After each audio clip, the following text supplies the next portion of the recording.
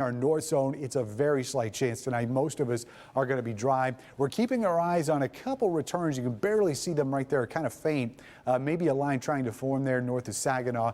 Otherwise, it's tomorrow when we're going to see thunderstorm activity, and anything that we see tomorrow could be severe. We're under a marginal risk for the lower half of the state.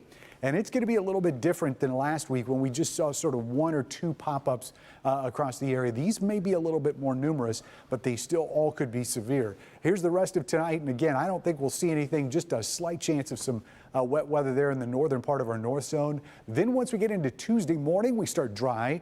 Not going to finish that way. In fact, we'll start seeing thunderstorms pop shortly after lunch here in our west and south zone. And then those become more numerous through the day and even last through the evening. And you can see these darker colors, these reds and magentas here, indicating not only heavy rain, but also a hail potential with some of these storms tomorrow.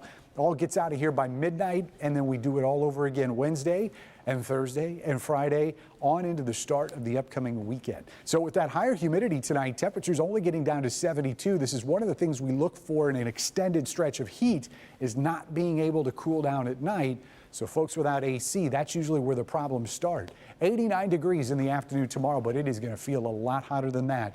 Here's your heat index readings tomorrow. And if you didn't get to the mid-90s today, there's a chance you will tomorrow. 96 is what we're forecasting for a heat index officially tomorrow. And a lot of mid-90s down here in our south zone as well. Blissfield, Dundee, Milan, all at 94. Some places were even warmer today, but that humidity does increase. It's all 90s for heat index readings in our west zone, and probably just the 80s here in our north zone as we get into the afternoon. So 4th of July obviously doesn't look a whole lot different than the days before it, but by the end of the weekend, we do start to see some relief with that lower humidity, and temperatures go back to average. So a nice way to finish if you get all 4 days off.